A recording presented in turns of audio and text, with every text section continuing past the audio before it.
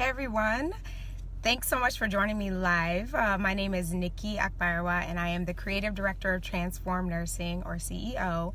And today I'm going to talk to you a little bit about inclusive leadership, what inclusive leadership is and how to do it, and what it all means. So before I dive into all that, I just want to say thanks so much for just being here, tuning in. Hey Kima, good to see you on. My mission and my purpose with Transform Nursing is really to build a culture of health and a culture that supports equity and inclusion and supports those practices in every institution. So whether they be healthcare or corporate or private sector, wherever they may be, I really want to promote that. And all of my values and my social impact efforts are really around creating that and really making that be the pivot point for everything that we do. So all the work that I do, all of my intention is around really creating environments that support us in terms of being the leaders that we really intend to be, especially as nurses and healthcare professionals. But this by no means that it's excluded from anyone else. So inclusive leadership is for everyone. Hey Shannon, welcome on. Inclusive leadership is for everyone. It's for every organization, and it's becoming this sort of hot topic. So I wanted to kind of break it down just a minute and talk a little bit about what inclusive leadership really is all about and how you can sort of work towards achieving inclusive leadership and inclusion in your workplaces. And I also just want to share with you that if you want more information, if you're interested in blogs and podcasts, I have that. So you can check out my website, transformnursing.com, to see a full list of all of the things that I offered, including all of my featured resources. But I wanted to share with you briefly that I did two amazing workshops last month, and both of those workshops were on racial justice, and they were incredible. They were different in their own right, but they were so phenomenal. I had a wonderful poet that presented his work at one of our workshops. We had panelists.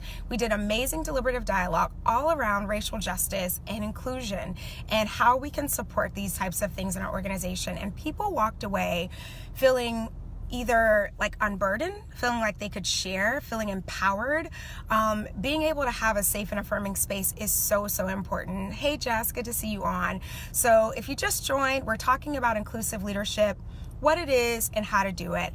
And for those of you who don't know me, I love to come on and comment. So I'll be reading comments. If you think this is helpful for somebody else, please share and tag them. I'll let them know, hey, this is kind of a cool topic. So I'm just talking about inclusive leadership. So I'm just going to go ahead and just kind of start in on what inclusive leadership is really all about. So I don't know if you've heard of inclusive leadership, but it's called inclusive leadership. It's called inclusion. You've heard diversity and inclusion. There's all kinds of ways to describe it, but here's what it's really all about. Inclusion involves bringing together and harnessing diverse forces and resources in a way that is beneficial.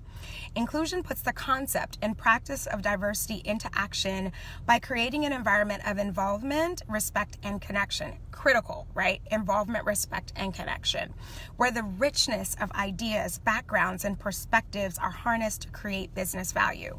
So inclusion is really this practice where we're really teaching people how to actually harness creativity.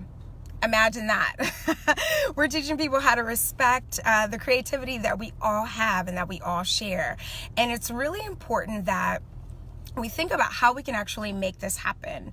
So one thing that I realized is that inclusion has moved to the top of the list for most large corporate organizations, and diversity and inclusion is on the top of the list of what they're trying to do. And so with these efforts, essentially according to Forbes, they're saying that studies show that diverse companies produce 19% more revenue.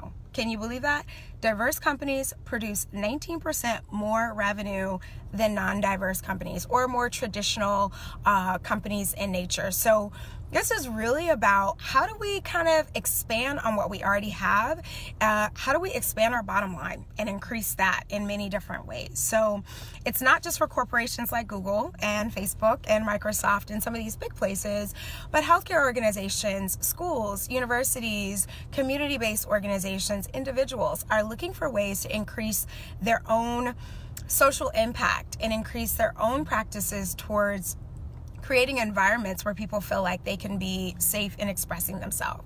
So the other part of inclusion is the leadership aspect. And inclusive leadership is the intentional focus in our organizations to create policies, professional.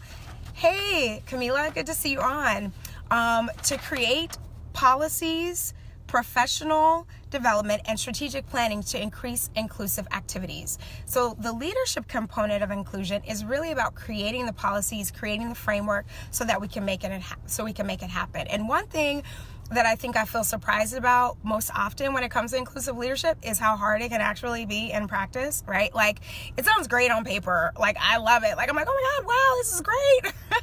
Like, we can create environments where people feel welcomed and safe, and that's great. And what that also invites is diversity. And that invites people to have different opinions. And sometimes managing different opinions, behaviors, does take a little bit more time and does take some skill. So if you want tips about that, happy to share all that I know about how we can sort of handle that. And here are some things right now that if you wanted to do, like today, if you wanted to just really push forward in terms of providing more inclusive leadership or inclusive practices, these are some things that you can start doing today. So we can call out disrespectful comments in public or in private. So if someone makes a comment that seems sideways to you or seems off, or it just doesn't sit right, call it out. And there's a respectful way to call things out. Like, it doesn't have to be in a way that makes people feel put down or shamed. But we can bring attention to what's happening inside of our organizations without making people feel like they have to feel guilty and shame about it. Now, there's so many ways to do that, and we can unpack that even more. But just starting out with calling out what you see, and it's okay to pull people aside to do that. Another way we can increase inclusive practices is we can make sure that when big decisions are being made, hey Gina, so good to see you on. We can make sure that when big decisions are being made, we pause to make sure that everyone has an opportunity to speak out. This is one way we can encourage inclusion and we can encourage inclusive leadership. It's just to pause, right? And make sure that even if every single person's idea cannot be factored into the final decision, I think we have to respect the fact that people have a part to play, okay? And we want to give people space to believe that they are a part of our organizations and that their decisions, they do matter. So when making big decisions, we pause to make sure that everyone has an opportunity to speak out. Another way we can encourage inclusion is to collaborate on projects and ideas and be really intentional about giving voice to those who are commonly not heard.